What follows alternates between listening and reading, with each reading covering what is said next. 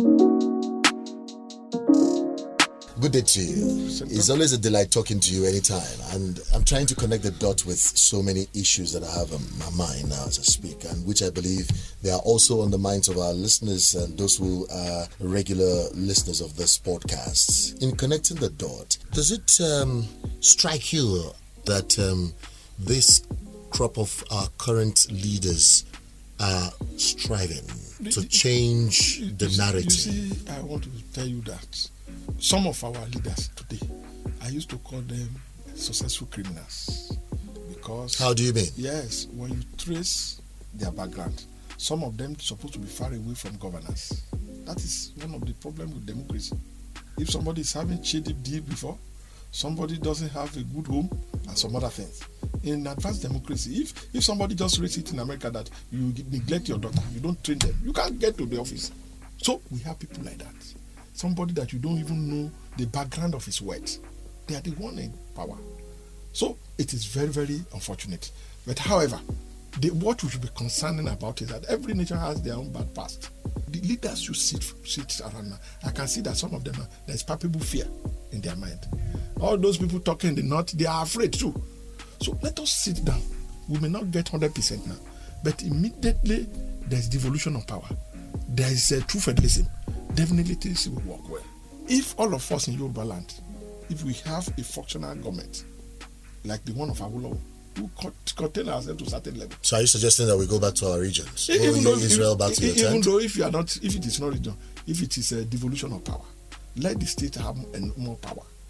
Let the central be weak. It's the central that is giving us problems. Now, if you're saying the central should be weakened so that decentralization, so to speak, and states should have power, won't that be another problem? Because you and I know that even the state-constituted electoral bodies are not doing the bidding of the voters. Most times they do the bidding of the governor in the saddle. Okay. I'm coming. Okay. And looking at the issue of the Joseon strike, which has been on for a while now, it means that the governors are scared. What are they scared of? So should they have that power now that you are suggesting that they should have power, devolution of powers, which will now empower the state governors? Don't you think they'll be using it contrary? If there is a devolution of power, people will show more interest. Nobody will say, no party will say, I want to back out from local government election. If you know that local government will be more creative, if you know that local government can construct road, if you know that there's what they call dispensary. When I was going young, in our dispensary in the old days, if you have wound, if they put iodine on your leg, you will run at least half of a kilometer before you will be back. And you find out that the following day you see considerable improvement on the road. If we have devolution of power, the idea of having fake drug, every region will protect its own region. You see, the problem of fake drug self is more or less the same thing with that of banditry. As we speak. But yes, sir, the problem of fake drug. What is doing? You will use some medicine that things will not improve. But as an agency saddled with that responsibility, that is what I'm saying. If some set of people from a set of area specializes in bringing fake drug, individual states should be able to police it. So, as an amatekuna, try to checkmate the influx of some people. If you know that drugs brought in a level that is suspicious, that agency should be more proactive. At the state level? At the state level, or at the regional level, or at any level. People should be alive to their duty. The quest for money must be downplayed. I will tell you, sir. In America, hardly you see people having all this, building all this. Government build some places. If you know that there is a senior staff quarters that it will be paying gradually, that government doesn't give you C4 to go and build on your own. Even though there are some countries, they regulate the type of vehicle that come into that country. Nigeria, everything goes. In Nigeria, there are some people using a vehicle worth 100 million when Naira was still good. A country that will develop, you don't allow the junks. Nigeria is you should be turned to junks. People bring in whatever they like. All those things, we must look at it, sir. There was a time that Peugeot and Volkswagen was the official car in Nigeria. What happened to it? These are things we must go back to. If you know that the best car you can drive is Volkswagen, why will you go and kill somebody to get money? It's going to be very difficult, but if all of us, if we believe we can do it, Volkswagen can take you from here to Kaduna. So these are things that we should look at, sir. In the country, it will regulate it. Our hotel, we must regulate it. How can somebody be sleeping in a hotel of 350,000 naira per night? Where will he get the money from? We should look at all those things. If somebody is sleeping for a night, these are areas that things we are missing it now. But some people will tell you that fingers are not equal. Of course, we have different ladders. We have the richer people, we have the middle class, we have the poor people. So if I can afford to sleep in Florida hotel or anywhere. Yes, sir. Nobody is saying that there is no society without big men. I'll give you an example. In my father's farm, Hamlet, in the 70s, there was a man there. I don't want to mention his name. He was a farmer, very rich. He was using pickup, brand new vehicle to go to a cocoa farm. There is no, all of us cannot be the same. But among Volkswagen, we have B2, we have Igala, we have varieties. The same thing, Pojo. That they wagon, yes, the salon. They will do that. We have bicycle, we have motorcycle. Because they believe that the fingers are not equal. But immediately you see somebody leaving a university, even though still in the university, using a vehicle of 5 million, 10 million. What unchecked. Unchecked. His professor, his vice chancellor doesn't use it. So what is going to be the implication on the oncoming? People will tell you that they only need the paper, that is the certificate. They don't use it to work. How would they invent?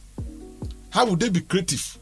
Are we going to have good permanent secretary in future where the admin officers are not well groomed? But some people want to say that isn't it the show of opulence by the leaders, as we speak now, who are already old that the kids, the upcoming generations are trying to emulate. They follow us now. People that are parading opulence now, they are not people of their parents who are not be rich. Those people that are into all this illicit business, doing yahoo, their parents who are not rich, and even though some of them, their parents still living. But they got the influence somewhere. That is what I'm saying. That is the job of the society to cope. So the society breeds criminality. Yes. If somebody, by the time because I attended a boarding school, your father will tell you, remember the son of whom you are. You cannot bring something in without your parents asking you. Even though if your pen that you left home with just turned to 2, they will ask you questions. Our parents, they were illiterate, but they still believe in good name. Value system collapse. But we can still rejig it so that we don't give up to failure. That's what I mean. So how do we rejig it? It's through conscientization. We're in more or less getting to the brick wall. Let us come. I'm telling you, if things continue like this before July, Nigeria will be singing a new song. It's either we rejig Nigeria or we collapse. And if you think that you are wise, you don't even know the first casualty. Somebody in his church praying, doing Bible study, some hoodlums came. He was apprehended. Kidnapped. Kidnapped. And from what I gather, he was never in government. He was just a retired director. So it could be anybody. And they're asking for 30 million. 30 million naira. So that is why the society must be functional. If the police well equipped, if sane mind recruited to the police, not that because I don't have a job. That is what is happening now. Even though those people in the police force, some of them, people that believe that they're supposed to be in the force, they were not recruited. Some people paid their way in. Go look at all our route from here to Abuja now. Everywhere people collecting money, including I don't want to mention people, security agents, all of them now. There's not even though one before they don't. If you give them money, they will also eat the money. What happened? Well, now they take it. They take it. The system is not helping them. When somebody is posted to the jungle, no care. There may be care, but the care may not be adequate. Some of them, or the care is hanging. Yes, even though I've discussed with some people, police that said that they are the one that buys fuel into their vehicle. But not just fuel, some buy their buttons for their uniform. But there's an allocation for them from the force headquarters. There's an allocation. So but nobody asks questions. The care is hanging somewhere. Yes, nobody asks questions from the IG or the Commissioner of Police. Where are the money? Where are the money? People died in droves. Policemen slaughtered anyhow.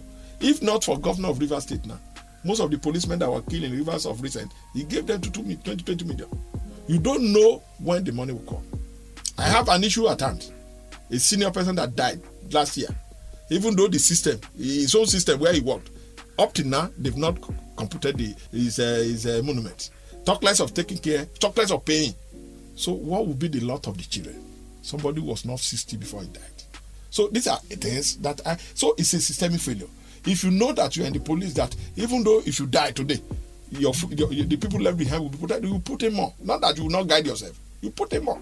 That Nigeria is you want to die for this nation. Nigeria is what? As a young man, as a teenager, let me use it. I live in police college in Kenya. I witnessed the passing out parade of Etim Yang and Negambo, very solemn. And you love the beauty of the force. So at that time, you were also hoping that you'd be No. I never hoped, but I was. Oh, you loved impressed. The way it was pleasant. Yes, the way it was done. When attack came in, things started changing. It was a systemic failure. It's not the person of all those people. Etim Yang was a man of integrity. This Gambo just died not too long ago. Jimeta. So these are things. It should be systemic. When you see a permanent secretary in the past, you will see that this man is a technocrat.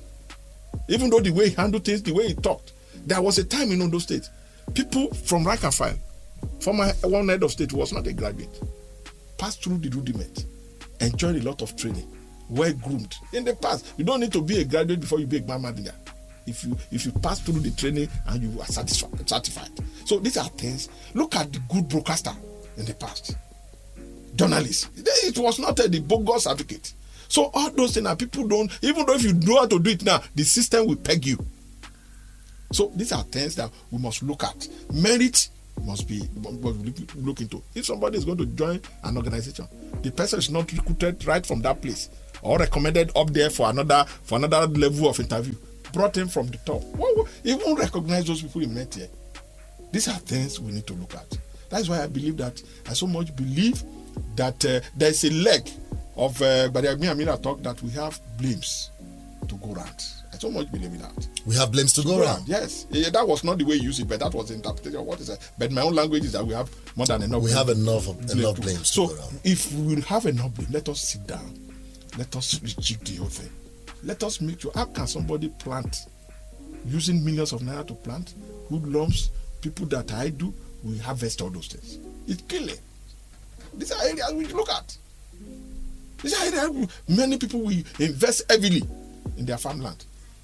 And somebody will go and harvest it. And the community will be handicapped. Or somebody will use their cow to destroy it. These are areas we should look. Please pause it there. I'll be back with you shortly. Thank you very much. I appreciate talking to you. Connecting the dot now, I have it straight up to you that it's all about rejigging the system, readdressing the system so that we can have a functional system that will take us to where we are supposed to be. I wish you well, moderator. Thank you very much. I appreciate it. Nice talking to you. Thanks so much.